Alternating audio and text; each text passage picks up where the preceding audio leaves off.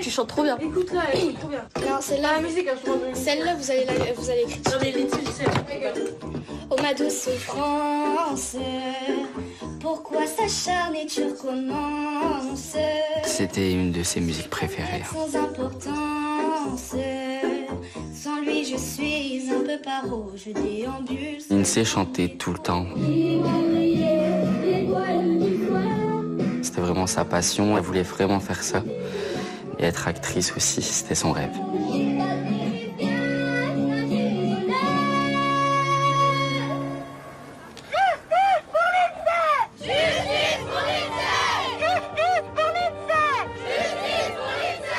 Quand on voyait ça à la télé, on se disait ça arrive que aux autres en fait, et d'un seul coup ça nous est tombé dessus.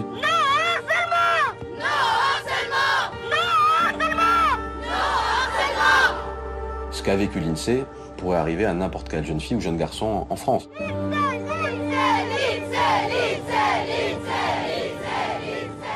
Comment, en une année scolaire, la vie de Lindsay a basculé? C'est un souffle d'espoir qui accompagne cette marche blanche en l'honneur de cette fille étincelante, Lindsay, ma fille, qui continue de vivre dans nos cœurs. Notre combat contre le harcèlement à l'école et sur les réseaux sociaux commence. Comment comprendre la mécanique du harcèlement? Lindsay n'a pas le profil type d'une victime, les agresseuses n'ont pas le profil type des agresseuses. C'est en ça que c'est un fait de société, cette affaire. C'est pas du tout un fait divers. Plus d'un élève par classe est aujourd'hui concerné.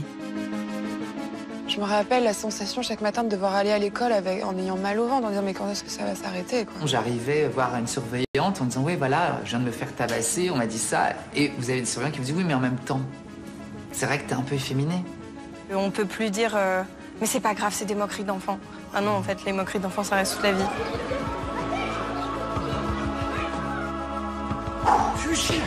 Ce corps, c'est l'armure qui protège le petit enfant que vous avez vu avant. Quels signaux auraient pu nous alerter? Qu'est-ce qui aurait pu sauver ma fille? Qu'on m'écoute. Une responsabilité collective dans laquelle nous avons tous un rôle à jouer. T'as pas du tout envie de te retrouver à leur place. Du coup, on essaie de l'aider le plus possible. Moi, je sais. Comment éviter de nouveaux drames? Nous, policiers, ça fait 15 ans qu'on tire des sonnettes d'alarme, qu'on dit qu'il y a un problème avec les réseaux sociaux. 30-18, bonjour. Il y a des photos de moi qui ont chuté. Et je sais pas quoi faire. C'est une bombe dans la poche d'un enfant. Ça peut le conduire à faire n'importe quoi ou à subir le pire. Marion, 13 ans. Evaël, 11 ans. Ambre, 11 ans. Lucas, 13 ans. Thibaut, 10 ans. Chanel, 12 ans. Marie, 15 ans. Nicolas, 15 ans. Lindsay, 13 ans.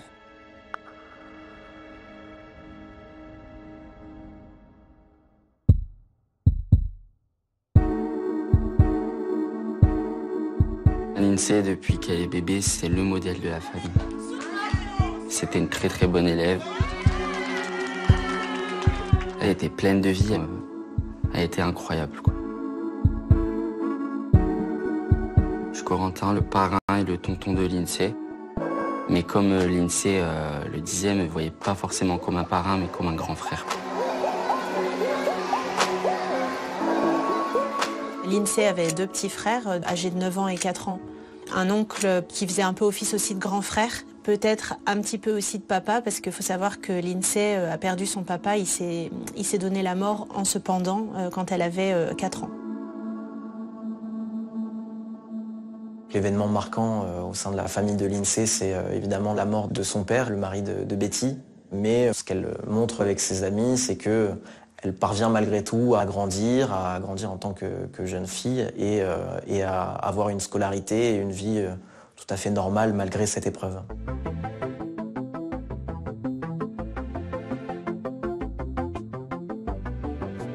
C'est une adolescente qui est très mignonne, plutôt une jolie fille. Brune, très jolie. Pas le cliché de ce qu'on peut penser quand on parle de harcèlement. Elle est bien intégrée, sociable. Elle n'a pas de problème pour sortir avec des garçons, elle a des amis. Comme chaque collégien, elle a un smartphone, un compte TikTok. Je roule et j'emballe. Ma sister, je la rends belle. C'est une fille de son âge. Bah, c'est mon premier enfant, c'est ma seule fille. Elle était pleine de vie. Elle aimait la vie, Lindsay.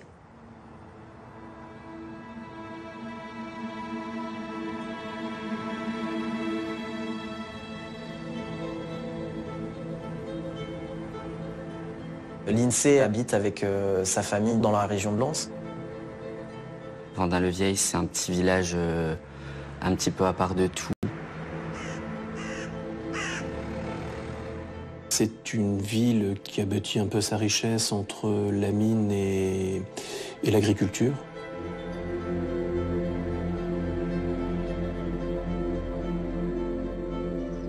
On a vraiment une architecture typique, hein. On a des corons, hein, puisqu'on avait 2 puits de mine sur la commune.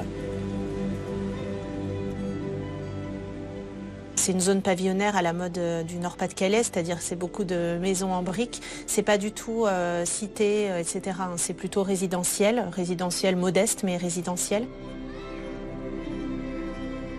Le quartier où habite Lindsay est à quelques centaines de mètres du collège.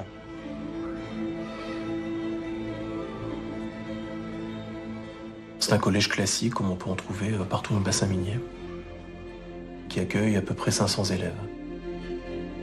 C'est une petite ville dont tous les enfants se connaissent.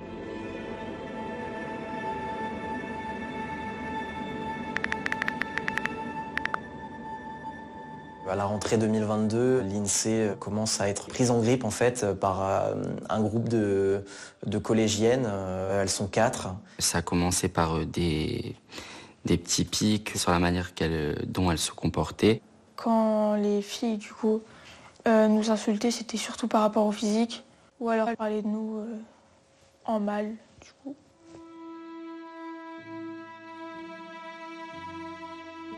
Maëlys, c'est la meilleure amie de Lindsay, du coup, elle partageait toute sa vie avec elle. C'est comme la grande sœur que j'ai jamais eue. Elle faisait partie de la famille. Elle était tout le temps avec moi. On faisait tout ensemble.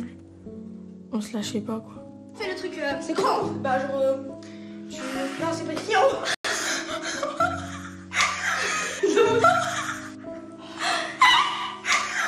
Je suis la maman de Maëlys, donc la meilleure amie de Lindsay. Elles avaient besoin d'être ensemble, en fait. Quand je partais à 6h au matin et que je réveillais Maëlys, elles étaient en visio. À partir du moment où on ne pouvait pas se voir, on était au téléphone à deux. On devait tout le temps se parler. La nuit, ça faisait des TikTok, ça faisait des danses, du coup on était réveillés. Elle faisait le bazar dans les chambres. Elle chantait, elle dansait. C'était tout le temps. On chantait, on dansait, on sautait partout.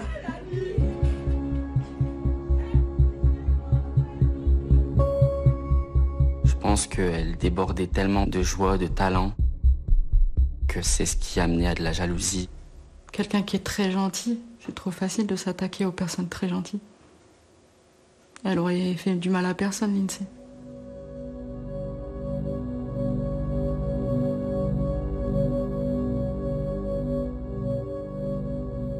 On sait pas trop, à la base, pourquoi ça tombe sur Lindsay. C'était des insultes quand elle les croisait dans le couloir. Du genre grosse pute, t'as plein de boutons, t'es grosse. Maëlys, elle avait beau lui dire que c'est pas vrai, mais elle le prenait toujours à cœur, quoi. Dans la majorité des cas de harcèlement, les enfants se murent dans un silence. On n'est pas du tout dans ce cas de figure-là. Lindsay, immédiatement, va partager avec sa mère les difficultés qu'elle rencontre. Quand il se passait quelque chose au collège, elle rentrait, elle disait tout à Betty.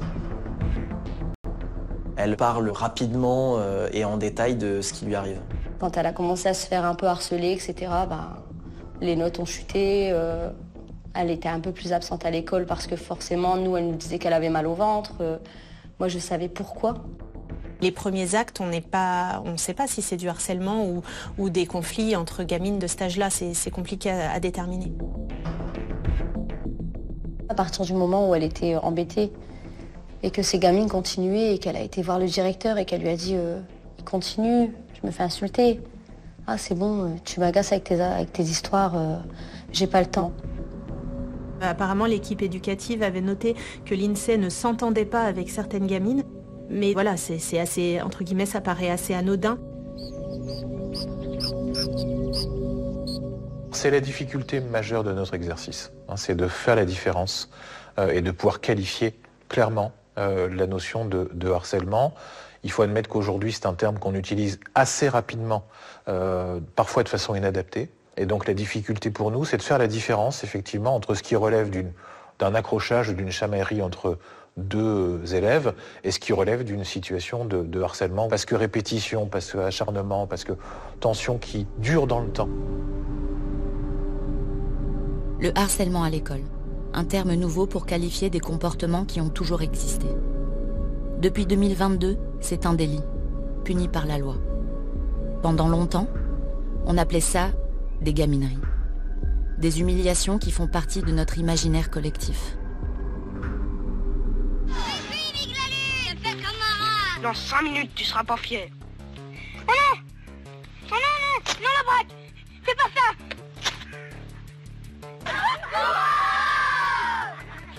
Allez, maintenant, on va retomber à ton curé!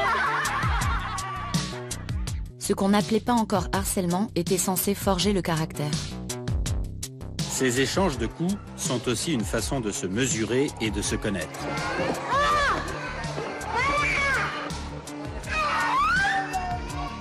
De simples brimades, vues comme un rite de passage. C'est pendant la récréation qu'on se situe par rapport aux autres, même lorsqu'on reçoit quelques coups. C'est le défoulement de la classe. Moi, je crois que rester assis en classe, c'est pas toujours drôle. Nous avons tous vécu ces violences, ces traumatismes parfois indélébiles. Il y a 20 ans, ce n'était pas un sujet. Ça a commencé quand je suis arrivée au collège. Qu'est-ce qui a commencé? Ils m'ont traité de saleté des garçons de 5e. Tu les provoques pas un peu, les autres, de temps en temps? Non, ils ont commencé, je les connaissais pas, ils ont commencé, je les ai jamais provoqués. Une inversion de la culpabilité. Des années où la parole des enfants n'était pas prise en compte. Ils sont arrivés par derrière, ils m'ont pris par les fesses, ils m'ont soulevé, ils m'ont jeté dans les escaliers. Et quand j'étais en l'air, j'ai eu peur. Je savais pas si j'étais mort ou vivant. Je sais pas si on raconte des histoires, mais enfin, moi, j'en tiens pas compte, en tout cas. Parce que la fabulation, ça existe. La fabulation, ça existe. La première fois qu'on a réellement utilisé le mot harcèlement à l'école, ça doit dater de 2011, ce qui est, faut l'admettre, assez récent, vu l'ancienneté de cette problématique. Est-ce que tu crois que même en te dominant le plus possible, tu aurais du mal à essayer de faire abstraction de tout ça et quand on t'ennuie comme ça, de faire comme si de rien n'était? Je crois que t'as pas vraiment essayé. De rares témoignages d'une époque où les enfants n'avaient pas les codes pour qualifier leur souffrance. Un mal-être confié pour la première fois par un petit garçon à Mireille Dumas, dans un reportage sur son école pour surdoués. Tu étais stressée d'arriver dans cette école? Oui, parce que j'ai passé 2 ans dans des écoles où c'était infernal, alors forcément... Ça se passait comment? C'est en arrivant en 6e que les problèmes ont commencé. Au départ, je pensais que c'était à cause des cheveux longs que j'avais à l'époque. En arrivant en 5e, on m'a coupé les cheveux. Je me suis dit, je vais enfin pouvoir partager mes connaissances sans recevoir un marron dans la figure. Et je me suis trompée, en fait. Cet adolescent qu'on voit sur la vidéo en 1999, il doit avoir quelque chose comme 13 ans à peu près. 25 ans après, me voilà, Charlie, 37 ans, et j'ai les cheveux longs.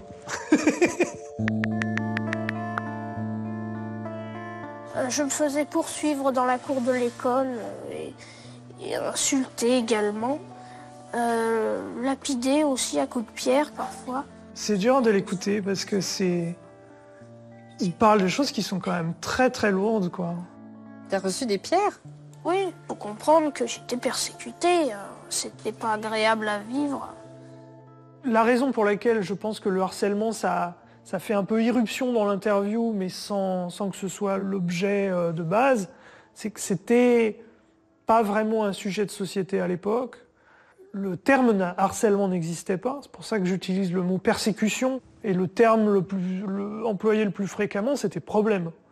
J'avais des problèmes.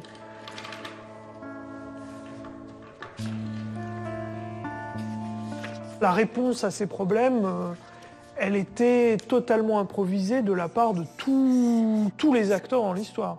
C'est-à-dire que le professeur ne savait pas comment réagir à ça, d'ailleurs s'en souciait pas vraiment, et évidemment mes parents non plus. Eux sont confrontés à un problème dont ils ne connaissent rien. Donc évidemment, trouver comment répondre effectivement, efficacement à ces problèmes-là, c'est impossible. Et tes parents, tu parlais beaucoup avec eux? Ils étaient à l'écoute de tout ça ou Non, je leur en parlais pas. Tu le gardais pour toi? Ouais. Un objet inanimé, ça comprend beaucoup plus que mes parents, en tout cas. Un objet inanimé? Ouais. Qu'est-ce que c'est un objet inanimé? Une peluche, par exemple. On pourrait se dire, ah oui, mais ça peut être quelque chose qui nous apprend à se renforcer. Mais non, le harcèlement, ça n'apprend pas à se renforcer. Ça détruit quelque chose à l'intérieur de soi qui est absolument nécessaire et qu'il ne faut absolument pas détruire.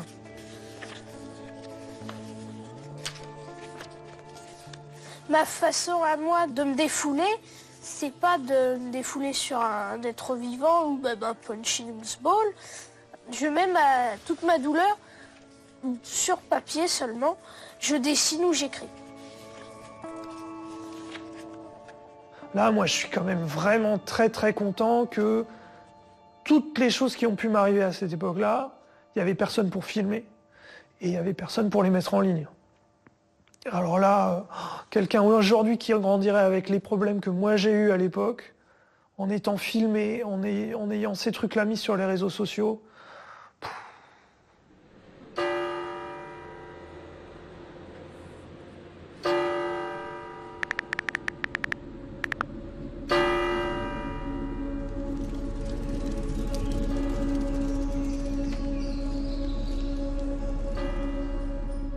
Le 14 novembre 2022, donc on est 2 mois environ après la rentrée, il y a un premier épisode marquant.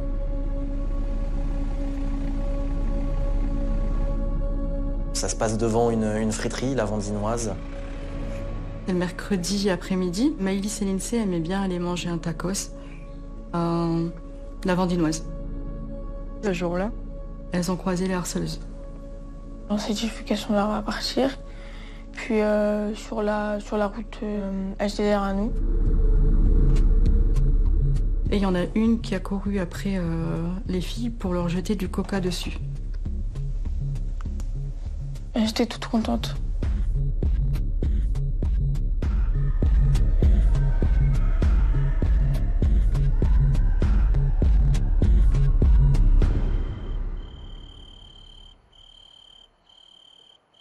C'est le moment où la violence dépasse l'insulte, la moquerie ou le commentaire sur le réseau social et passe directement dans la vraie vie. Et après, il y a eu la vidéo qui a tourné. Parce que je ne savais pas qu'il y avait eu cette vidéo, justement.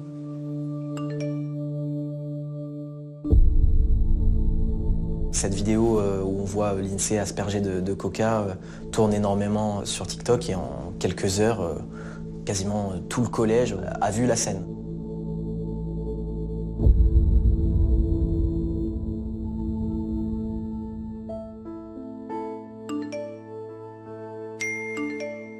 Il y a une caisse de résonance qui est énorme, puisqu'on parle de plusieurs centaines d'élèves. Ça crée un gros déclenchement au niveau de Instagram.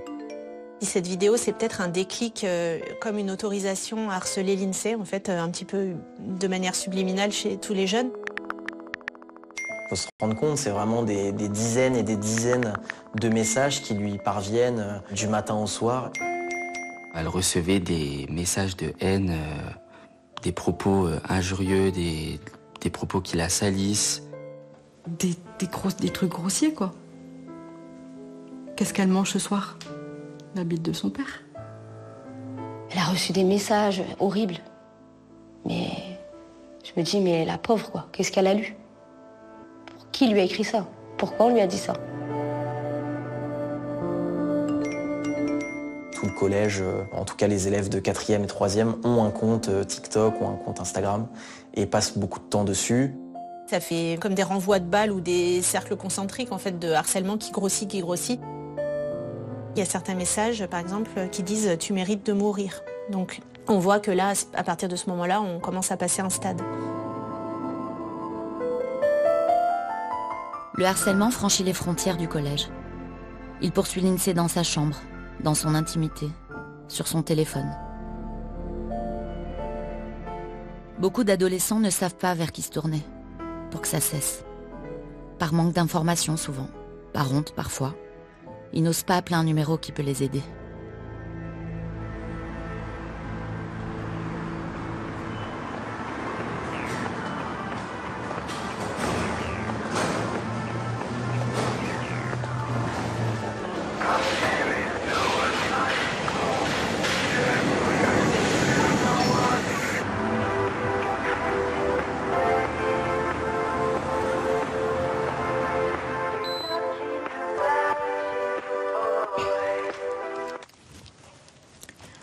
Bonjour. Bonjour. Voilà, je vous appelle parce que je me fais harceler. D'accord, quel âge avez-vous? 15. Parce qu'on vient se connecter et écrit écoute en 1, écoute en 2, écoute en 3, écoute en 4. Et cet anonymat me permet de mettre à distance.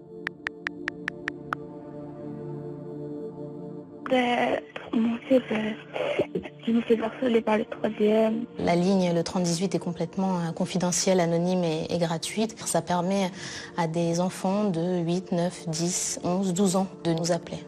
On m'a donné des coups, on m'a pris mon sac, on m'a pris mon téléphone, ils m'ont cassé. D'accord.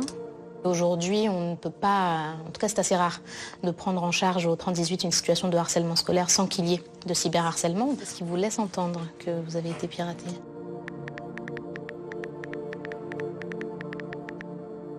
Ce qui est très difficile pour un enfant qui est cyberharcelé aujourd'hui, c'est que le téléphone, c'est un outil ludique. C'est sympa. Ça me plaît de passer du temps sur mon téléphone. Ça me plaît de passer du temps sur les réseaux sociaux. Et lorsque je suis cyberharcelée, le téléphone devient l'outil de ma souffrance. 3018, bonjour. Excusez-moi, en fait, il y a des photos de moi qui ont fuité. Et je ne sais pas quoi faire. Et ça, c'est absolument terrible, car ça vient enlever quelque chose de très précieux aux adolescents. Il y a plein de photos et de vidéos de moi qui ont été enregistrées de sa part, je n'étais pas au courant. Et puis la vidéo, elle va beaucoup tourner dans mon collège. Et à la moindre notification, je peux avoir mon cœur qui se serre, par peur que ce soit un message d'insulte ou un photomontage de moi. Remplis vite le formulaire, comme ça on pourra agir vite. D'accord, merci. Je t'en prie. Étonnamment, il y a un pic d'usage du téléphone car l'enfant veut savoir ce qu'on dit, il veut voir les moqueries, il veut voir les photos, il veut voir les montages, il veut être au courant pour ressentir un semblant de contrôle sur sa situation. Aussi étonnant que ça puisse être. Il y a un cas que j'aimerais bien parler. C'est un message qu'une enfant de 12 ans a reçu sur Snapchat. Je te mettrai à quatre pattes comme une petite chienne et je te ferai naître. Je ne pense pas qu'on puisse se préparer à proprement parler, à entendre des histoires parfois assez difficiles, surtout quand ça touche les enfants. C'est juste le message... Et l'effet que ça a sur toute l'équipe derrière. Ouais, ça. Mais heureusement qu'on peut en parler entre nous, justement. Oui. On ne garde pas ça, ouais. On peut en parler, ça aide aussi. On a une force de frappe assez importante. On a un rapport de tiers de confiance avec la majeure partie des réseaux sociaux qui nous permet de faire remonter des situations de cyberharcèlement et demander la suppression de comptes et de contenus à caractère illicite. Le cyberharcèlement existera toujours. On sera toujours là, bien évidemment, pour le combattre. Notre but à nous, c'est bien évidemment de pouvoir sensibiliser sur comment, en tant que parent, encadrer son enfant. Aujourd'hui, le téléphone est un morceau de la personnalité de l'enfant. C'est important que le parent s'y intéresse.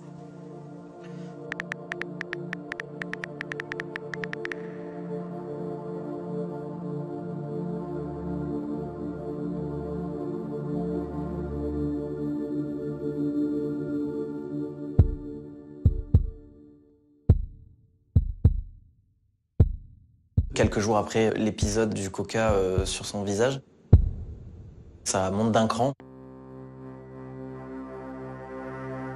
Maëlys et Lindsay, ils ont dit qu'il faut leur montrer que elles n'ont pas peur d'elle. Faut stopper ça. Faut savoir que Lindsay avait un très très gros caractère, elle ne se laissait pas faire. À part se défendre comme on peut, franchement, on savait plus trop quoi faire. Alors...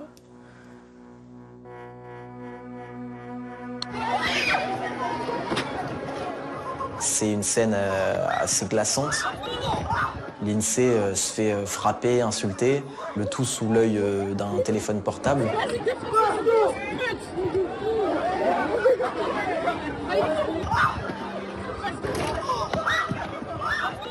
Elle est très longue, la vidéo. On voit à un moment que Lindsay regarde Maëlys en lui disant « aide-moi ».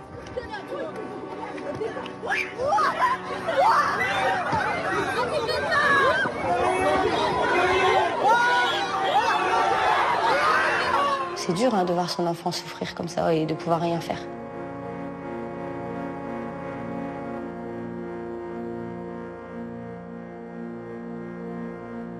Si la violence ne résout rien, comment faire? Quand on n'a plus de solution, que faire pour que ça s'arrête? Beaucoup d'adolescents vivent ce dilemme. Poussés à bout, ils ont craqué et rendu les coups.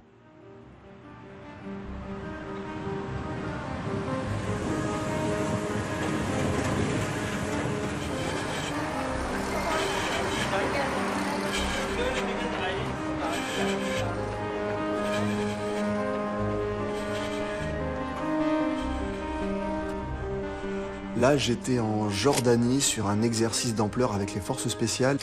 Là, j'étais à Bagdad avec le fusil d'assaut. Ça, c'est 1 heure avant l'assaut contre les frères Kouachi.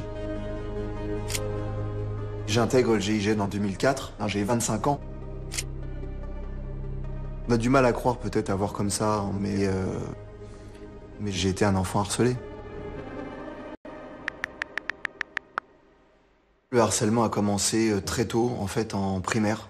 Je me souviens du CEP, CE1 et CE2 ont été les pires années, quoi.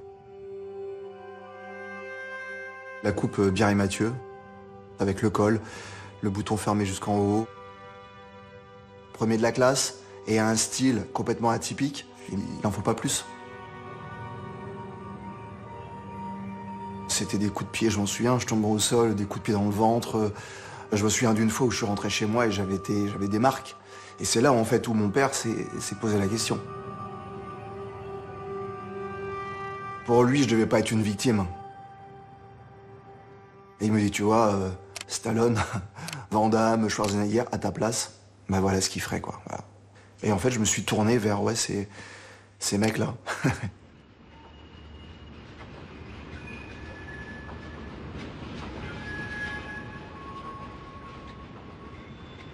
C'est assez fou de se dire que la réponse qu'on pouvait donner à l'époque, c'était systématiquement allez, il faut que tu te battes, quoi.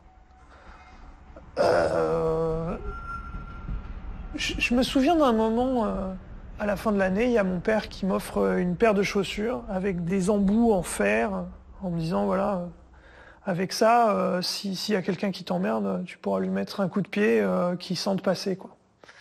Je sentais bien que la réponse qu'eux me proposaient était totalement inappropriée, c'est-à-dire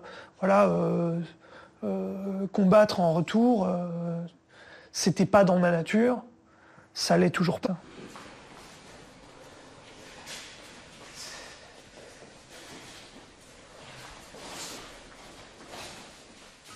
Au lycée, j'avais un style vestimentaire et physique un peu atypique.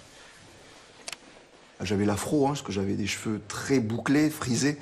Je portais les pulls de ma grand-mère, grands pulls en laine, en XXL, oversize. Des jeans et des gros brodequins, mais des chaussures de... je sais pas si vous vous souvenez de ce dessin animé Rémi sans famille qui avait des godasses énormes. En fait, c'était ça. Je faisais ma vie, quoi, en somme, mais il y avait des mecs plus âgés qui étaient pas spécialement satisfaits de me voir, quoi. Ça a duré pendant des mois, en fait. C'était des moqueries sur ma coiffure, sur mes cheveux, je me faisais traiter de con. Mais c'était en permanence en fait. Je me souviens, c'était souvent le jeudi à 14h où je rentrais dans un cours. On avait une grande verrière et en fait on était...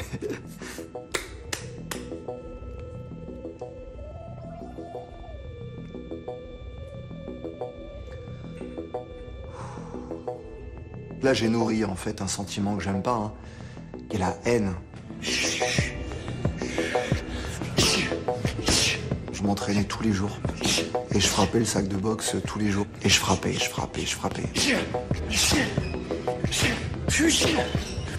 J'en avais parlé à des surveillants, j'en avais parlé à des professeurs, que j'allais en venir aux mains. Et ils me disaient, oh, la violence ne résout rien. C'est pas ce qu'on me disait. Mais ça continue en fait. Donc faites quelque chose, parce que moi, j'ai beau parler, j'ai beau leur dire d'arrêter, ils n'arrêtent pas. Donc je ne vois que ça. Ce jour-là, je me retrouve dans le réfectoire. Et il y en a un qui dit « Je vais pas bouffer en face de cette gueule de con ». Et là, dans ma tête, je dis « C'est le moment, quoi ». J'y vais et je leur dis « Vous allez vous excuser maintenant ». Il y en a un qui se lève et qui me prend au col. Je lui dis, si j'étais toi, j'arrêterais tout de suite ce que je suis en train de faire. Et il continue. Et là, je l'ai basculé en fait à 180 degrés.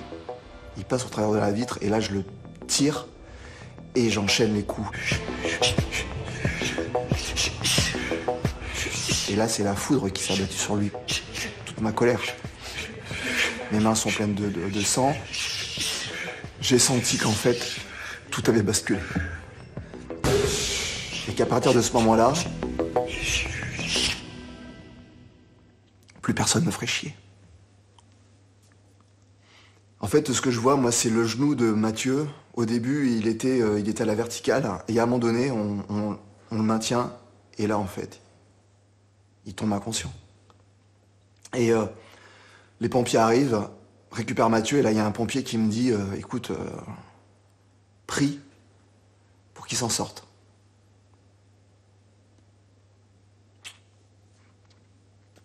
Je voulais pas faire ça.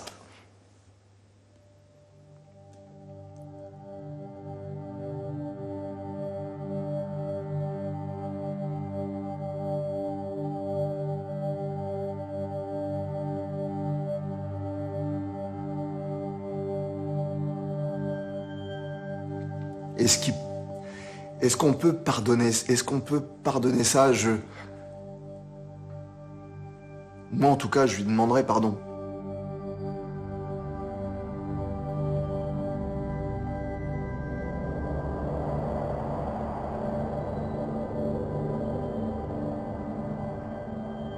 Qui a commencé? Qui est l'agresseur? Des situations difficiles à appréhender et à démêler. À l'issue de la bagarre dans la cour, 2 filles sont exclues temporairement du collège. Lindsay et Maëlys sont également punies. C'est un engrenage qui se met en place, le début d'un sentiment d'injustice, d'incompréhension. Quand Betty va voir le principal du collège pour l'alerter des difficultés que rencontre sa fille, la réponse du principal consiste à dire à la maman de Lindsay, écoutez, vous n'avez qu'à lui interdire le téléphone. Au collège, on nous disait d'arrêter les réseaux, de dire aux filles de ne plus se mettre sur les réseaux. C'est les réponses qu'ils nous donnaient.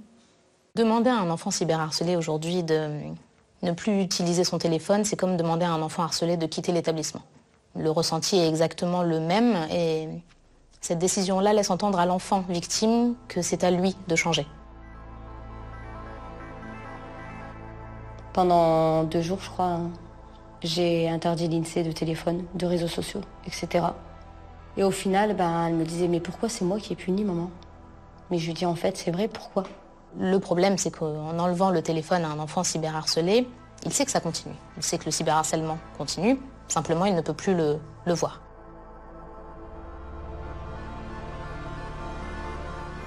J'essayais de trouver toutes les solutions pour que ça s'arrête. Mais au final, ça ne s'arrêtait pas.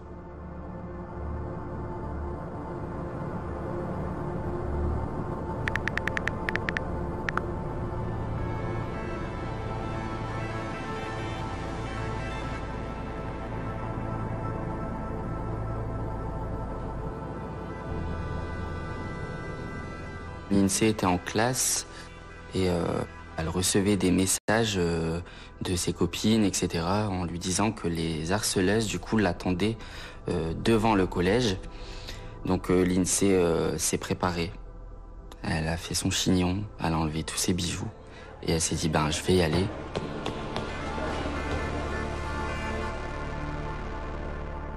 Ça se passe devant les grilles à la sortie du collège où l'INSEE est prise à partie. Et Betty habite à 2 minutes du collège.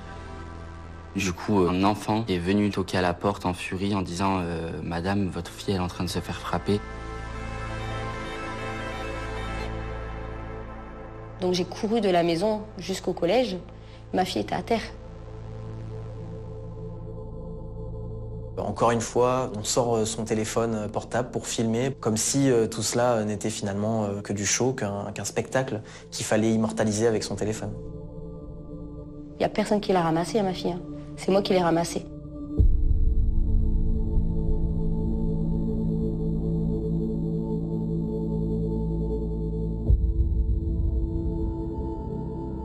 Pourquoi est-ce qu'encore une fois personne ne s'est interposé dans cette bagarre? Comment développer ce réflexe qui devrait être la norme? Est-ce que s'ils avaient été sensibilisés, les camarades de l'INSEE auraient réagi différemment?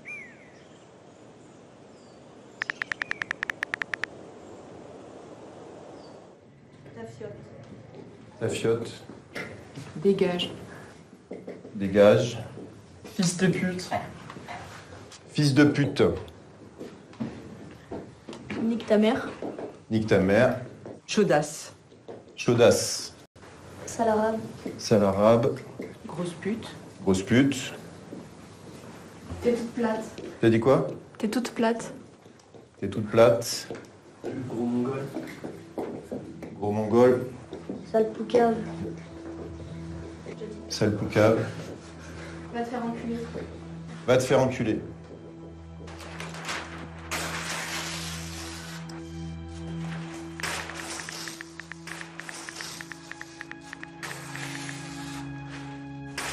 Roman? J'ai les larmes aux yeux parce que ce que j'ai pu dire et ce que j'ai vécu, en fait, ça revient et c'est difficile aussi. T'as les larmes aux yeux. Ok, Ninon?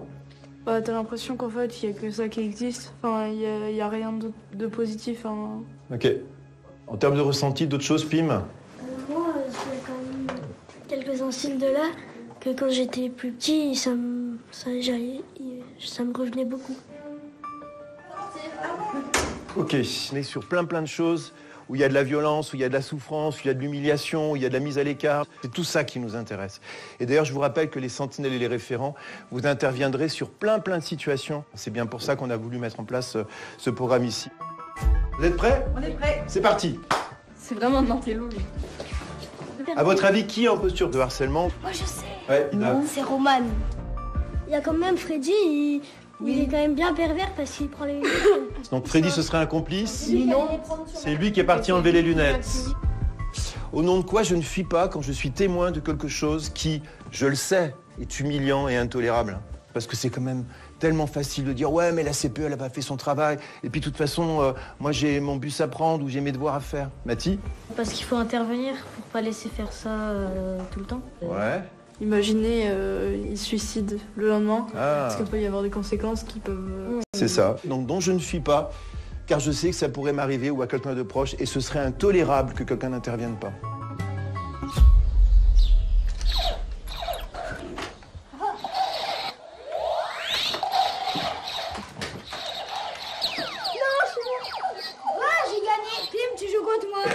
Aussi, quand tu vois quelqu'un dans la cour qui se fait harceler et que tu sais pas quoi faire, c'est pour ça que je voulais vraiment aussi pouvoir aider un peu tous les boucs émissaires. T'as pas du tout envie de te retrouver à leur place. Du coup, on essaie de aider le plus possible pour que ça finisse pas revenu. À vrai en fait, on est un peu les yeux des adultes. Si c'est une situation entre des jeunes, c'est nous qui avons plus qu'à faire. Les adultes, ils sont trop lents. Nous, on est plus, je pense, on est un peu plus rapide. En gros, ouais, dès qu'on voit un jeune se faire harceler, on va direct intervenir, alors que les adultes, On va peut-être attendre un peu plus.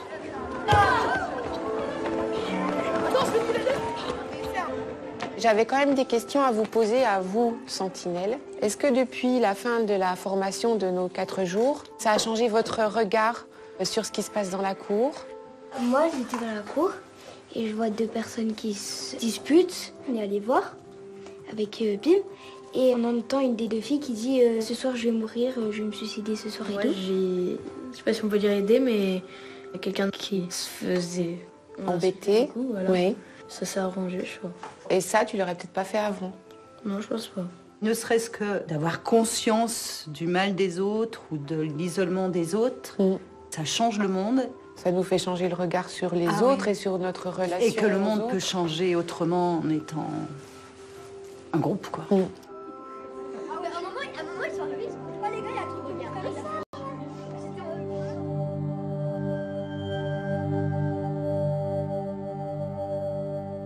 Pour l'INSEE, c'est déjà allé trop loin. Quelques jours après son agression devant le collège, son beau-père trouve une lettre d'adieu, cachée sous son matelas.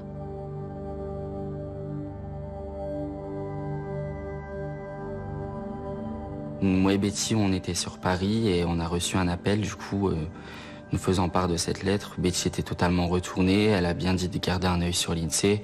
On est rentré directement, je les ai laissés. Betty, elle s'est installée avec l'INSEE, elle a dit à tout le monde de partir et a discuté avec l'INSEE. Et l'INSEE a promis à Betty qu'elle ferait jamais ça.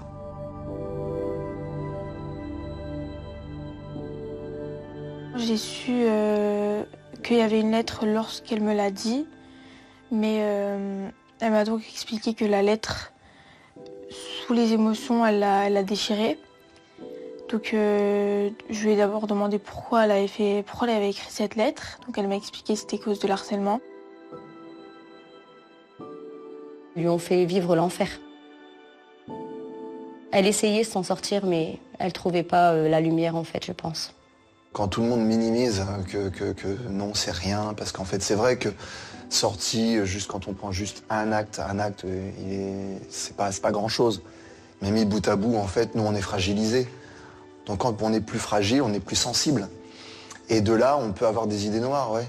Moi, j'ai fait mes premières tentatives de suicide à ce moment-là. C'est quelque chose quand même, quand on a 13 balais, de vouloir en finir. Voilà, c'est signe que... C'est signe qu'on nous a poussé quand même vraiment très très loin. Il y a très très peu d'échappatoires, parce que évidemment le collège c'est toute notre vie, c'est l'essentiel de notre vie d'enfant. Donc du coup ça crée cette impression que voilà, ça va être tout le temps, pour toujours, et que tout le monde est comme ça, et donc que ce sera ma vie entière. Et ça paraît être un mur, quoi, sans aucun horizon, sans aucun espoir.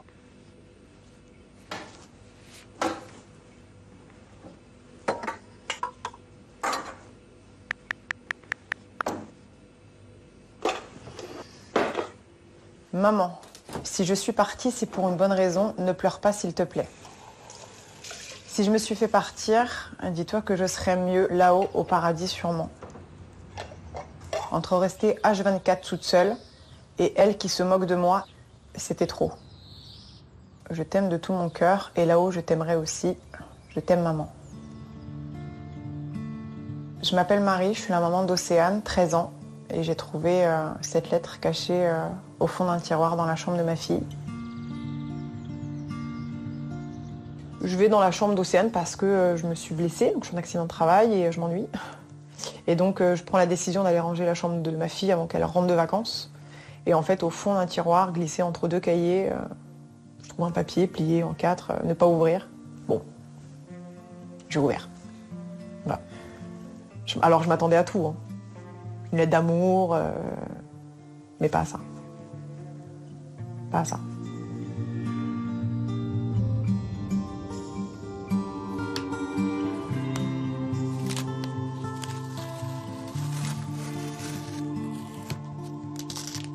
Je me suis dit qu'avec un peu de chance, elle la trouvera pas et Et au cas où, j'avais marqué ne pas ouvrir dessus, mais ça m'étonne pas qu'elle l'ait ouverte. Je lui pose la question, je lui dis chérie, est-ce que c'est une lettre que tu as faite pour que moi je puisse prendre conscience Et elle m'a dit non maman. Et je lui dis dis-moi la vérité, je me fâcherai pas si tu as fait ça, je me fâcherai pas. Et elle m'a dit non, non. Elle m'a dit cette lettre-là, t'aurais pas dû la trouver maintenant. T'aurais dû la trouver après. Elle savait déjà comment elle allait faire. Et elle m'a dit c'était ma dernière solution. Parce qu'on a prévenu. On a prévenu et en fait elle m'a dit maman même quand toi t'agis ça marche pas. Donc si toi ça marche pas, ça marchera jamais quoi. C'est dur de se lever pour te dire que tu vas passer ta journée toute seule. Je me disais qu'on pouvait plus m'aider. Si le collège pouvait plus m'aider, c'était plus possible.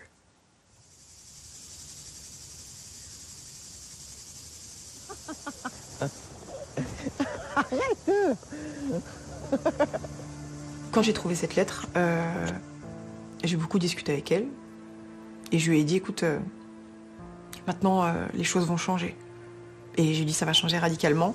Allez, c'est parti. Et puisqu'on m'entend pas, bah, je me ferai entendre de manière différente.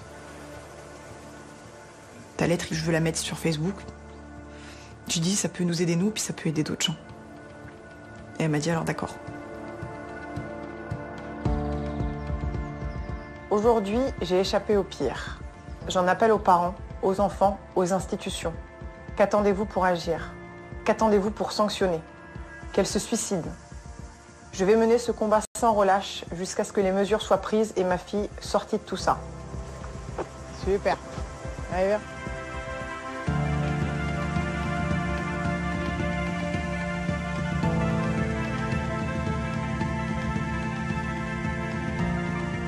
Et là, tout d'un coup, Océane devient l'intérêt numéro 1 de tout le monde. Océane, cette élève de 5e. Océane, âgée de 13 ans. Océane, 13 ans.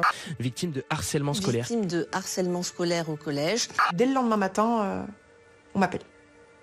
Principal adjointe, les gendarmes. Là, tout le monde se réveille.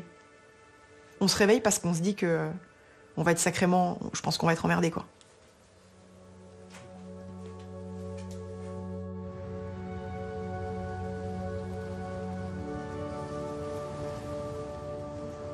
Aujourd'hui, au niveau de l'éducation nationale, les choses avancent.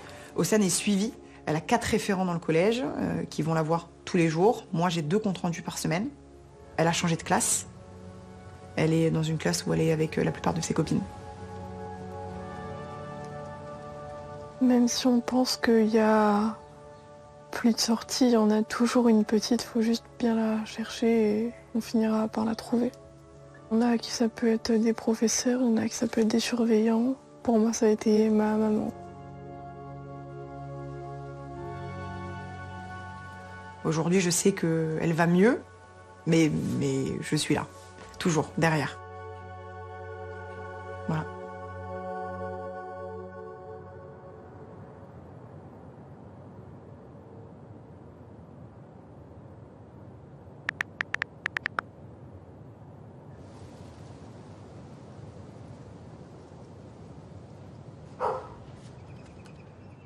La découverte de cette lettre, elle agit comme un électrochoc chez la mère de Lindsay. À ce moment-là, Betty remue ciel et terre pour protéger sa fille. Elle va prendre attache avec l'académie en demandant de l'aide, en disant « Ma fille va très mal, aidez-nous parce que ça ne peut plus durer ». J'avais appelé l'éducation nationale en leur expliquant par rapport à la lettre, etc. Ils m'avaient demandé de tout leur envoyer.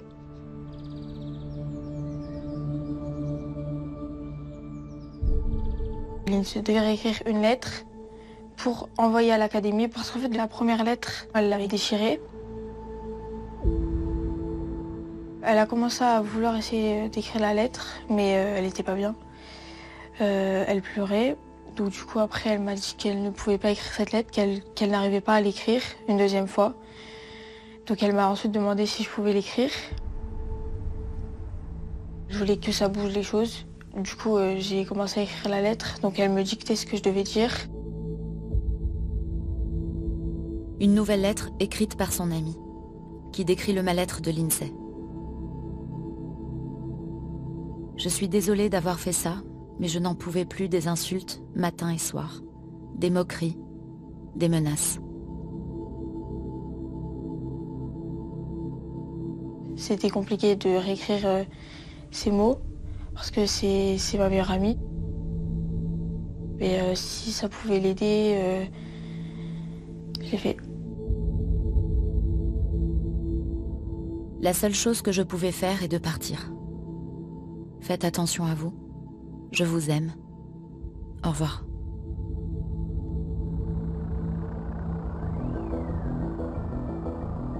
Je leur ai tout envoyé. Documents, le rapport du médecin. Parce que l'INSEE, devant le médecin, lui disait qu'elle voulait mettre fin à ses jours aussi.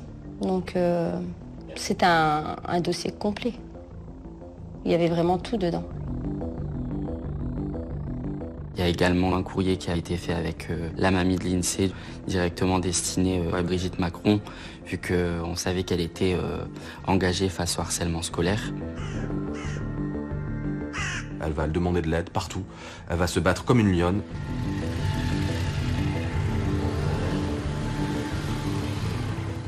Betty décide d'aller au commissariat avec sa fille, donc d'aller porter plainte. Et là, les policiers interrogent l'INSEE et lui font remplir une sorte de grille de questions.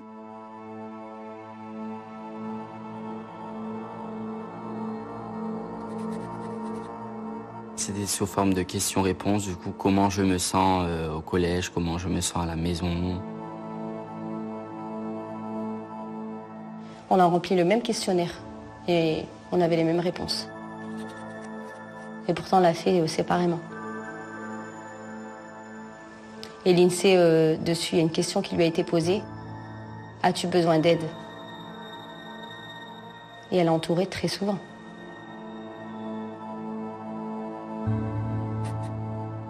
En lisant ce formulaire, on se rend compte immédiatement qu'il y a une urgence à agir. Tous les voyants sont au rouge, quoi.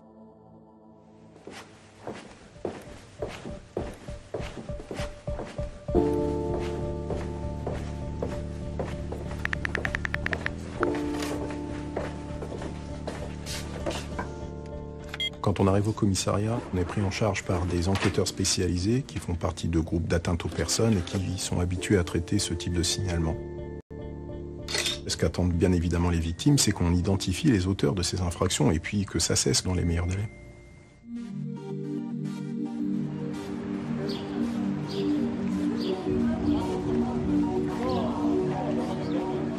Alors, concernant les formes de cyberharcèlement, principalement des moqueries, quoi d'autre?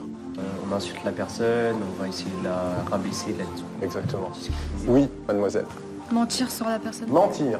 Colporter des rumeurs. En général, les élèves n'ont pas conscience que c'est une infraction pénale, que le cyberharcèlement c'est grave, que c'est une forme de harcèlement, que c'est puni par la loi, que c'est une infraction qui est très choquante, très marquante pour les victimes et que quand on est placé en garde à vue dans un commissariat, on doit rendre des comptes sur ses agissements sur les réseaux sociaux. Les peines sont portées à 10 ans d'emprisonnement et 150 000 € d'amende lorsque les faits ont conduit la victime à se suicider ou à tenter de se suicider.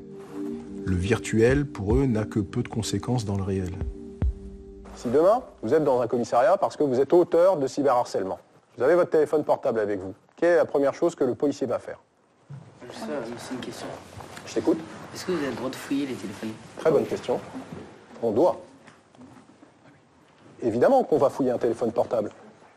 On a toute votre vie numérique dans vos réseaux sociaux, toutes les informations qui nous sont nécessaires pour qualifier des infractions pénales. Donc effectivement, bien sûr qu'on va fouiller vos téléphones portables.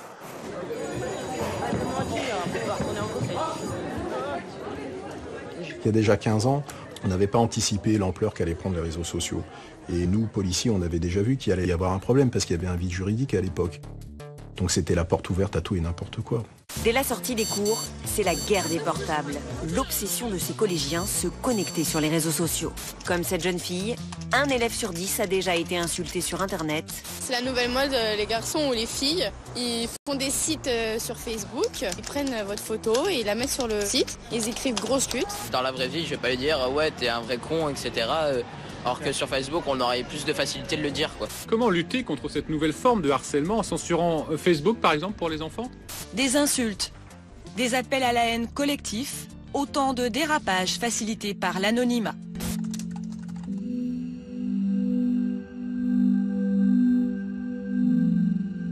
Malheureusement, dans ce genre de traitement de procédure, on est dans le cadre d'une enquête classique dite de police. Avec cet aspect technique qui peut aussi rallonger le délai de traitement. C'est très long, c'est très long. Pour une victime, c'est très long. Le temps de l'enquête n'est pas le même que celui d'une adolescente qui ne voit pas d'issue rapide à son mal-être.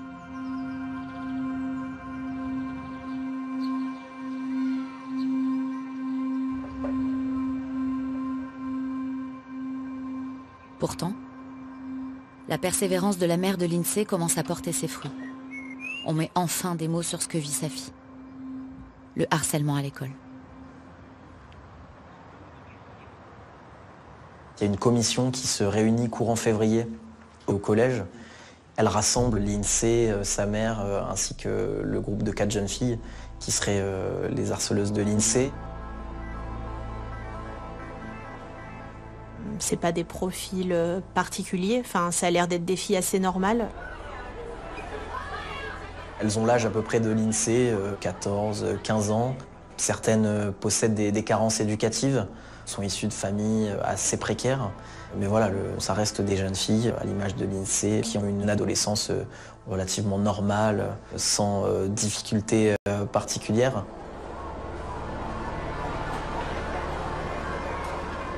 Ce qu'il faut bien comprendre, c'est que les harceleurs, les harceleuses, ce sont aussi nos enfants potentiellement. Enfin, c'est tout le monde, c'est comme les personnes harcelées, il n'y a pas des profils spécifiques.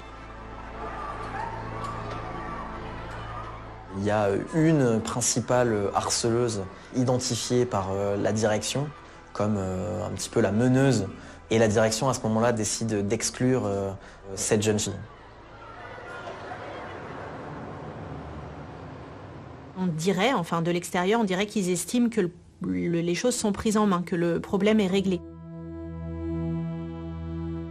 Il y en avait une qui était exclue, ok, mais les autres, elles étaient toujours là. En dehors de l'établissement, bah, ça continuait. Sur les réseaux, ça continuait.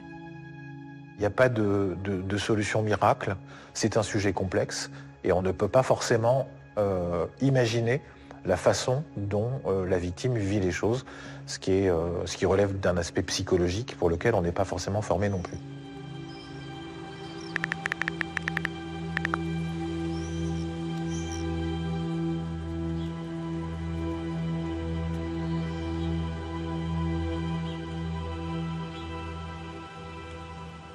En fin d'année, il y a une nouvelle source de harcèlement qui survient et qui provient de son ex-petit copain. Il propage une rumeur comme quoi il serait en possession d'une photo de Lindsay, d'un nude, d'une photo d'elle dévêtue. Mais moi, quand j'ai entendu ça, je me suis dit, bon, à quoi bon, Lindsay, elle est jeune, qui fait pas des erreurs. Si vraiment elle l'aurait fait, mais je te pardonne, ma fille.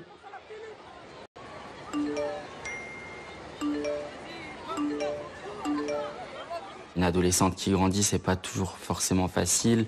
Et là, c'était des remarques, du coup, au niveau de sa sexualité, au niveau de son corps. On ne sait pas exactement de quoi il s'agit, mais on sait en tout cas que ces faits-là sont repris par le groupe de jeunes filles qui en a après Lindsay. Mais au final, il n'y a rien de tout ça qui a été retrouvé. Ma fille n'a jamais envoyé de nude.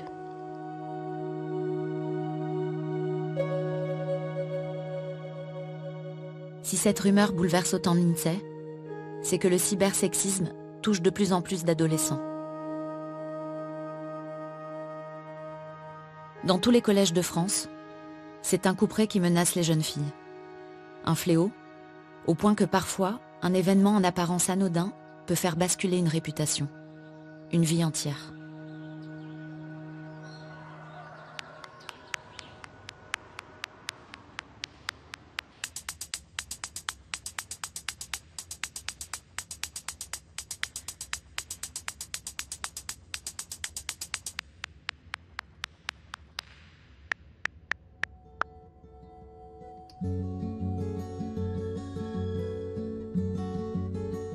La vidéo n'a jamais arrêté de se diffuser.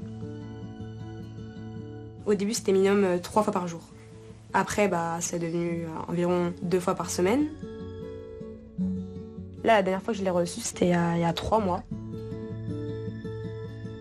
Même dans la rue, quand on me croisait, on se moquait de moi. On me disait, mais toi, je te reconnais, je t'ai vu sur cette vidéo. C'est très difficile d'en reparler avec des gens. Même quand ça fait 5 ans que c'est déjà arrivé, c'est très très dur d'en reparler.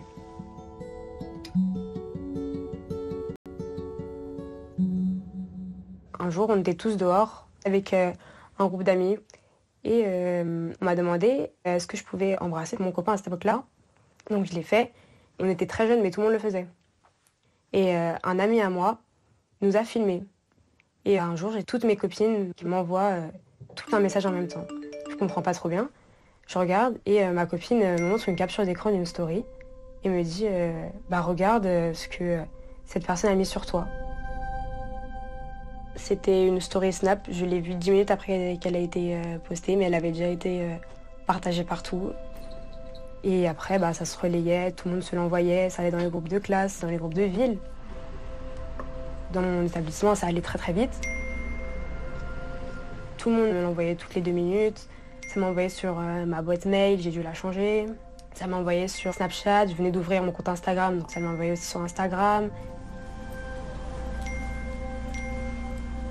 C'était la vie facile, surtout qu'après, des gens beaucoup plus grands que moi qui venaient me voir pour demander des services. Est-ce que moi aussi tu peux m'embrasser comme tu l'as fait avec lui? Alors que t'as 12 ans, 13 ans et des garçons beaucoup plus grands qui du coup, comme t'as fait ça, te jugent et vont t'insulter de pute pour des choses ridicules.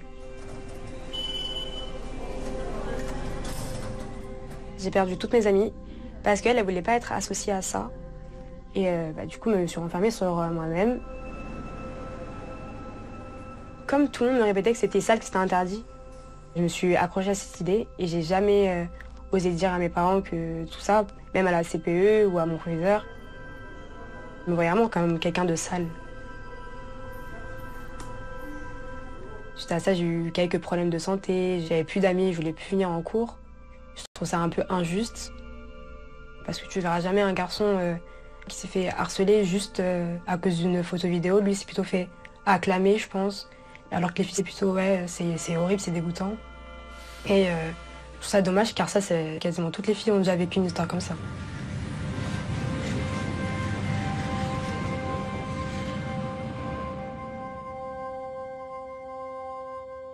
Maintenant, il y a Telegram aussi, qui est une plateforme où c'est pas du tout contrôlé. Tout le monde peut mettre des vidéos dessus.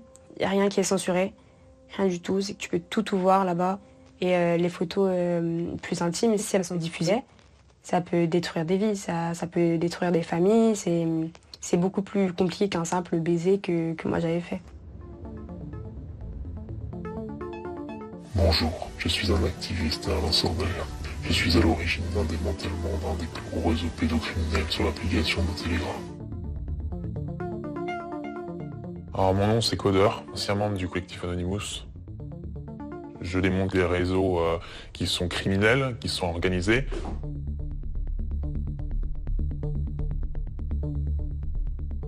Voilà, là on est sur une mineure qui fait des snaps et tout.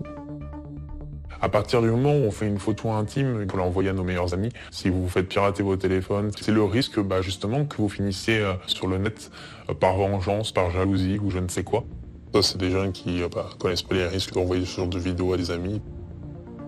On va avoir encore des mineurs. Voilà. Et là, c'est Revenge Porn, ça. Là, on est en plein dedans. Affiche ton ex. Ça, c'est un très gros groupe afficha.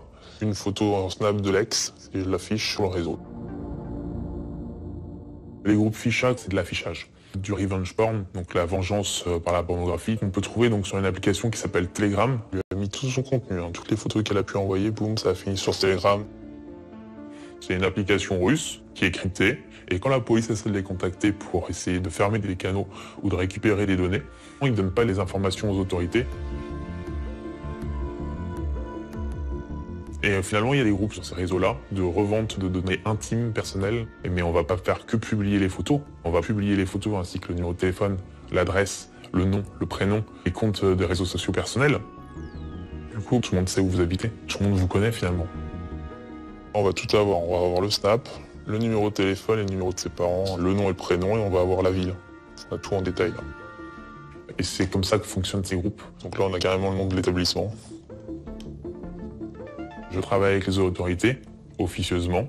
J'essaie en règle générale de rester dans la légalité, mais mon but c'est de faire des preuves qui puissent être exploitées pour pouvoir amener des criminels devant la justice. Nous souhaitons prolonger cette action avec des bannissements sur TikTok, Telegram, Facebook, Instagram et Youbo. Nous avons choisi, nous activistes et lanceurs d'alerte, d'intervenir pour nos enfants. Aujourd'hui, c'est possible d'interdire des applications en France. Il y en a beaucoup qui vont crier si on arrête Telegram, oui, c'est une atteinte à la liberté d'expression. Mais à partir du moment où on se fait afficher et humilier par des photos qu'on n'a pas demandé, qui sont mises sur Internet, c'est plus de la liberté, c'est de l'emprisonnement. Et aujourd'hui, c'est ce que représente l'application Telegram.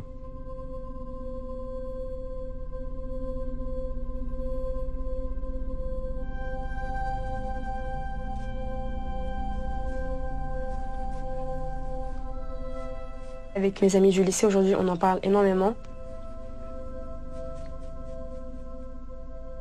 Je me suis rendu compte que sur 5 filles, on était 3 et qui c'est déjà arrivé. 3 sur 5, c'est énorme.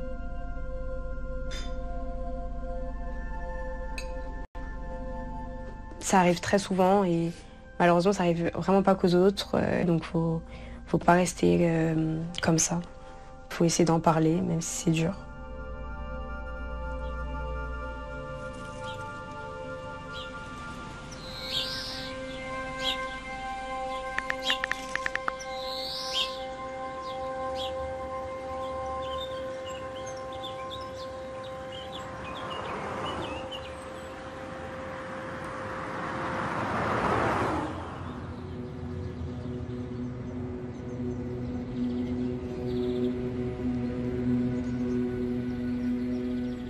Dans le courant de son année de 4e, l'INSEE a décliné sur le plan moral, sur le plan psychologique.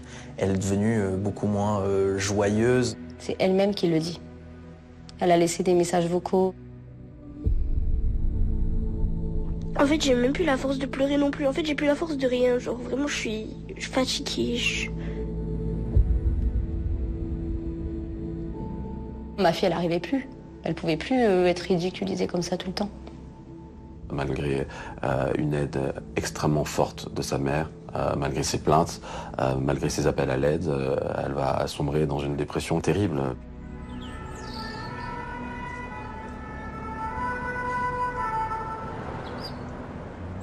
En toute fin d'année, donc le 11 mai 2023, elle fait un malaise en plein milieu de la cour, elle s'effondre.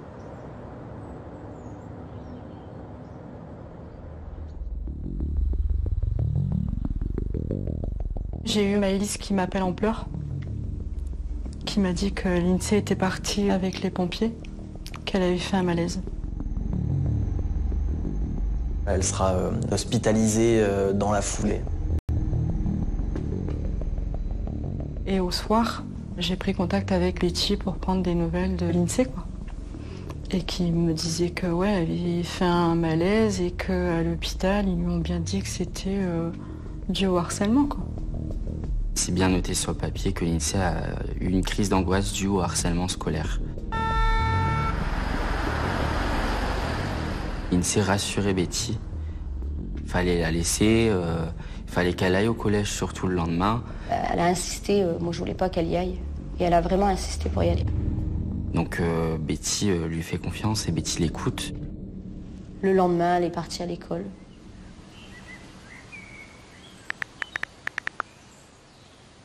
Elle m'a dit qu'à un moment, c'est bon, j'ai pris mon petit déjeuner, je vais manger sur la route. Et je lui ai dit ok. Elle m'a dit à tout à l'heure, je t'aime maman. Je lui ai dit moi aussi.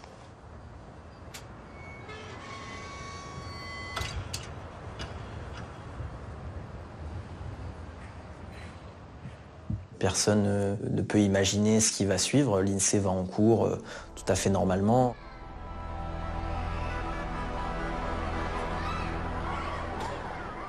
Elle rigole avec ses copines, comme si rien ne l'affectait.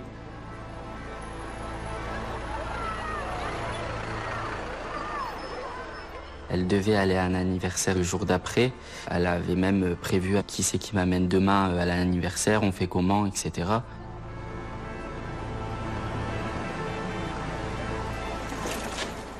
Et vient un moment où elle rentre, où elle fait ses devoirs.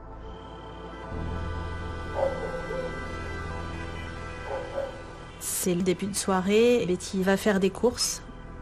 C'est à ce moment-là que Lindsay, qui est à la maison avec son beau-père et ses 2 petits frères, monte dans sa chambre.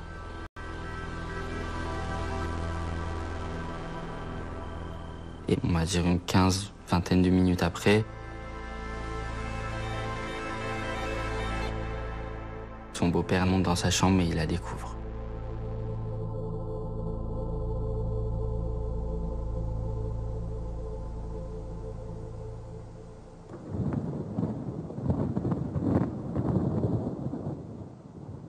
Betty était sur la route du retour.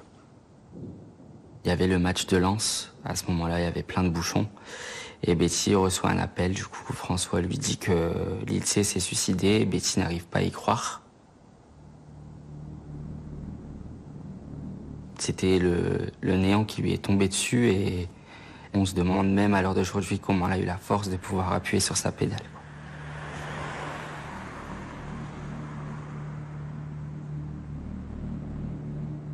Pour moi, c'était pas possible. Je pensais peut-être qu'elle aurait fugué ou peut-être fait une bêtise à l'école ou tout sauf ça. Et quand je suis arrivé devant la maison,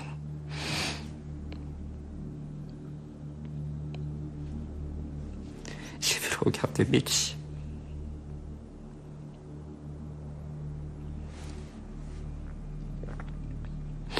J'ai vu le regard de Betty et là j'ai tout de suite compris.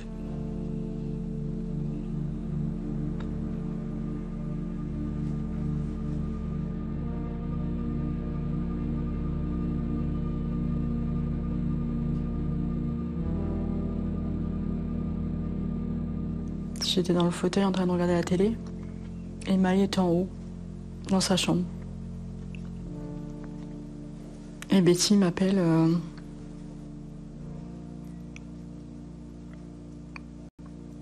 pour me dire que Lindsay avait mis fin à ses jours. Et qu'elle n'aurait pas le courage de le dire à Maëlys, donc elle me demandait de lui dire.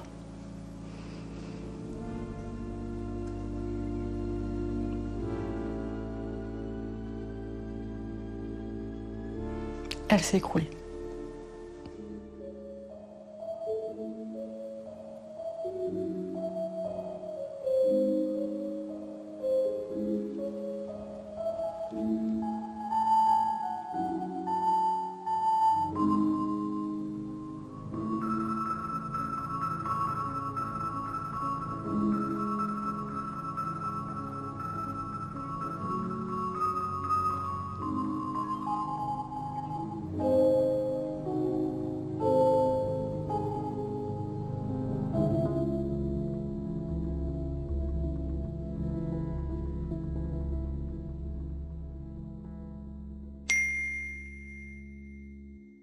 Malgré le choc de l'annonce du décès de Lindsay, le harcèlement en ligne va continuer. On était au funérarium et j'étais devant ma fille et mon téléphone sonnait. Et je recevais ça y est, elle est crevée ta fille. D'autres adolescents ont continué à diffuser sur les réseaux sociaux des propos à caractère inadmissible. Qui vont continuer à insulter la mémoire de la jeune fille, qui vont se réjouir aussi de son décès.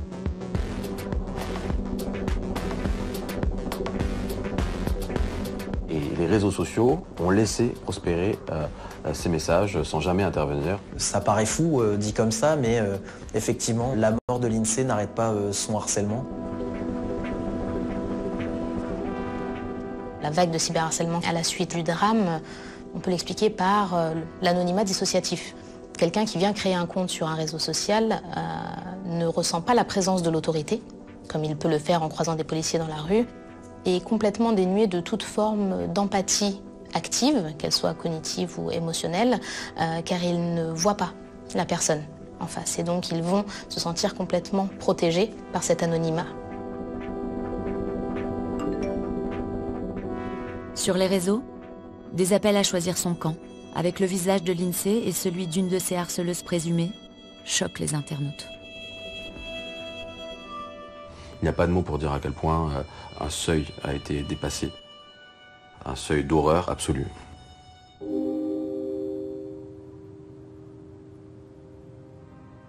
Dans les jours qui suivent, 4 jeunes filles sont mises en examen pour harcèlement scolaire ayant conduit au suicide. En audition, elles ne semblent pas faire le lien entre les messages qu'elles ont envoyés et le passage à l'acte de l'INSEE. Là, on assiste à des comportements de gamines de 14-15 ans qui se rejettent la balle, voilà, qui déclarent que non, c'était pas moi, c'est elle qui insultait l'INSEE. Chacun se rejette la responsabilité, personne n'assume vraiment. Elle raconte que quand même le jour du suicide de l'INSEE, elles l'ont incitée à se suicider. Et après, elles vont dire que c'est pas à cause d'elle qu'elle s'est suicidée. Enfin, vous voyez, c'est complètement... Ça paraît en tout cas de l'extérieur illogique. On ne voit pas de repentance, il n'y a pas de mots à l'égard de l'INSEE, il n'y a pas de regrets qui émanent de ces auditions. On voit que elles se rendent pas compte du tout en fait. Elles écrivent « tu mérites de mourir » mais c'est comme si c'était vraiment dans un monde virtuel. Enfin, elles voient même pas le rapport avec ce qui s'est passé après. On l'observe d'un point de vue comportemental chez l'adolescent. Il y a un écart de maturation entre 2 zones du cerveau et donc une réelle difficulté à prendre conscience des conséquences de ses comportements et surtout à faire appel à sa raison. Elles ne sont pas terminées en fait dans leur évolution psychique et dans leur recul, donc elles n'en ont aucun.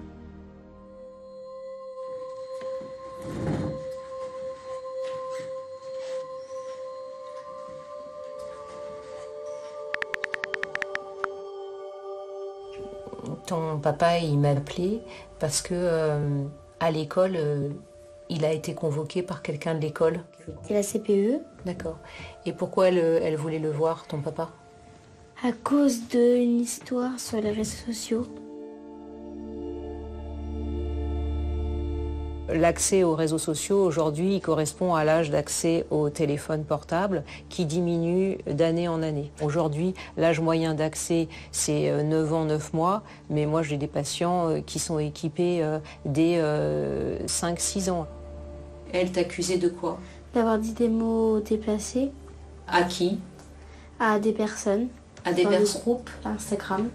C'est une bombe dans la poche d'un enfant. Ça peut le conduire à faire n'importe quoi ou à subir le pire.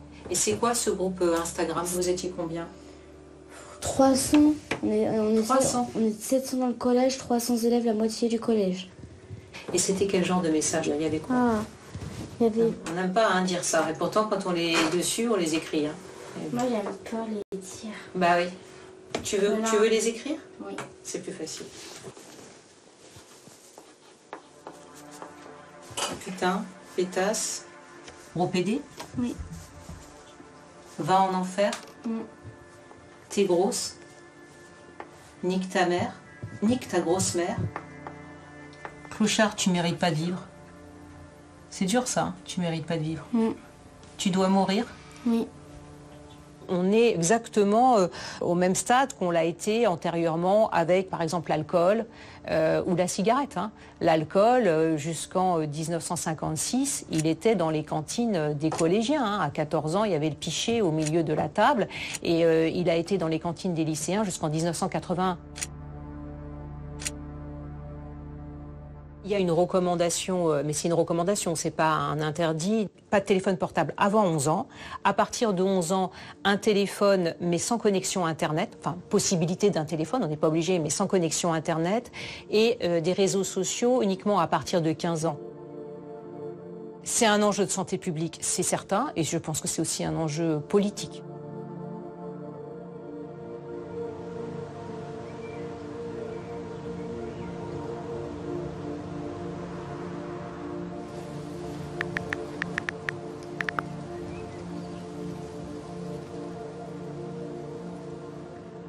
Des fois, je reçois encore des messages ou des... Ah bah t'es encore vivante, toi. J'ai envie que ça se termine. C'est dans 9 jours, elle doit avoir 15 ans. Et la seule chose que je peux lui offrir, c'est une fleur. La seule façon d'arrêter cela, c'est de taper au portefeuille. Une action collective de grande ampleur qui nécessiterait une condamnation de tous ces grands groupes. Nous avons déposé plainte contre TikTok, contre Instagram et Facebook, non seulement pour mise en danger et mise en péril de la vie d'autrui, mais aussi pour complicité de harcèlement, parce qu'ils se sont rendus complices de ce harcèlement et ils continuent de le faire.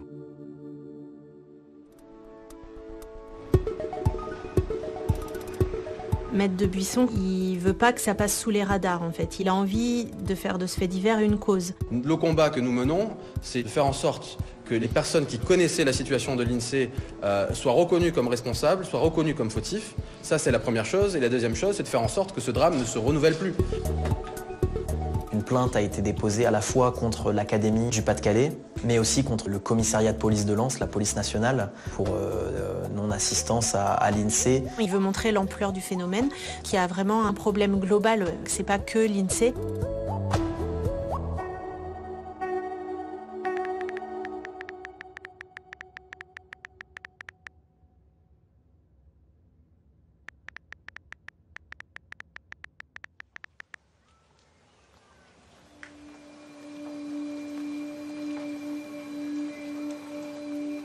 Le principal problème, c'est de déterminer les responsabilités de chacun. C'est extrêmement délicat d'apporter les éléments qui prouvent que quelqu'un avait conscience que ces insultes, ces moqueries, ces coups allaient pousser au suicide. En fait, il faut lier le harcèlement scolaire et le suicide. Et souvent, le harcèlement scolaire est établi, mais est-ce que c'est ça qui l'a conduite à se suicider? Tout ça est très compliqué à démontrer, à prouver devant un tribunal.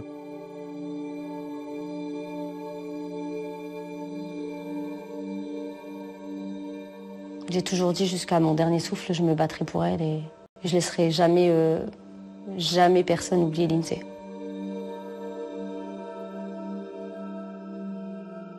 C'est l'affaire l'INSEE qui a permis de susciter un électrochoc national. Toutes les institutions doivent converger vers un effort commun pour éviter que le moindre suicide d'un adolescent victime de harcèlement puisse encore intervenir.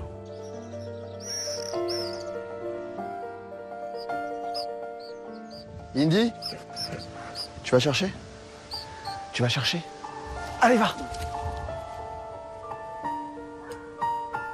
J'ai toujours vécu avec ce mal que j'ai fait, dont je me sens responsable. C'est bien, petite fille. J'ai un gros sentiment de culpabilité. J'ai pas de nouvelles de lui. J'ai du mal à dire harceleur pendant 25 ans pratiquement. Et il est revenu vers moi via les réseaux sociaux. Une surprise. Ça a remis en fait au premier plan ce que j'avais essayé d'enfouir quelque part. Une blessure qui n'était pas guérie.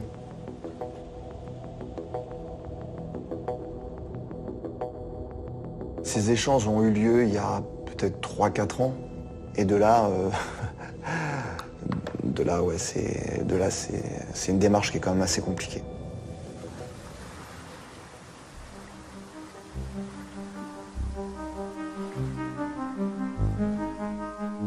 Pour moi, il représente tout le harceleur de toute mon enfance.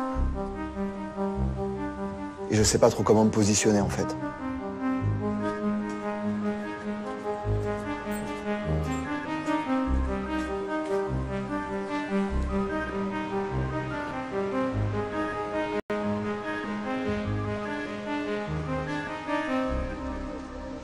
Bonjour Mathieu. Salut Philippe.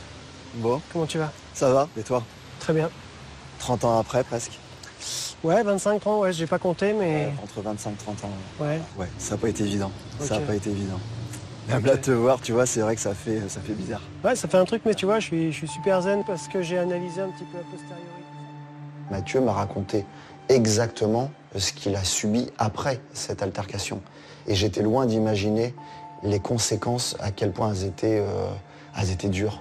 Derrière, j'ai fréquenté les hôpitaux, j'étais parti, je ne le savais pas à l'époque, pour 8 opérations égrenées sur 2 ans. C'est-à-dire que moi j'ai revécu l'accident 7 fois. Aujourd'hui j'ai toujours une cicatrice, c'est mon historique. Et puis voilà, moi j'ai vécu ça derrière. Ensuite je lui ai dit que je culpabilisais toujours. quoi qu'on dise. Mais il m'a regardé droit dans les yeux et il m'a dit, écoute, moi je te le dis, tu n'as pas à culpabiliser. Et je comprends que tu te sois levé pour stopper ce harcèlement. En fait, il m'a dit que lui, il avait participé à un phénomène de groupe. Et moi, un de mes grands regrets, si j'en ai un, c'est d'avoir adhéré à ça qui était malsain, en fait. Et le vrai problème, pour moi, c'était parce qu'il y a un élément qui était malsain dans le groupe et qui a gangréné tout le reste. Donc en fait, c'est un gros soulagement. Ça n'enlève pas tout, mais ça enlève une grosse partie. Et je pense que cette rencontre-là, si elle avait eu lieu des années auparavant, lui comme moi, on aurait été soulagés avant et je pense qu'on aurait peut-être mieux vécu. Moi, ça me touche beaucoup de te rencontrer aujourd'hui. Pour moi, c'est très tard, c'est trop tard, c'est pas grave, on s'en fout, mais ça reboucle parce qu'on met un visage. On met des mots, on met une explication, mais quel temps perdu. On a raté des choses. Mais c'est sûr. Des garçons comme nous ou des filles comme nous, il y en a plein en fait.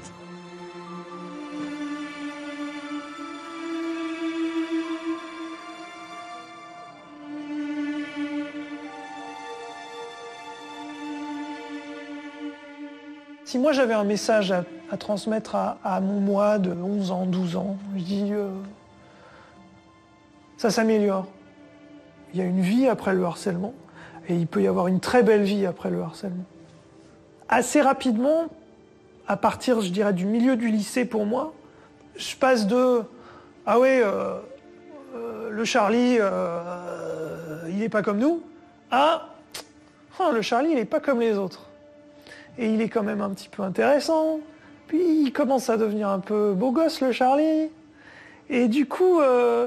le fait de se distinguer, le fait de ne pas être comme les autres, ça devient un atout. Et donc, voilà, au final, on est quand même content de ne pas être comme les autres. Ça, on me l'avait déjà dit à l'époque et ça ne m'avait pas du tout consolé. Mais quand même, moi je vous le dis, moi je suis là. Les autres, ça ne sera pas toute votre vie. Et vous aurez l'occasion d'être fiers de ce que vous êtes. Et vous ne serez pas des anciennes victimes de harcèlement.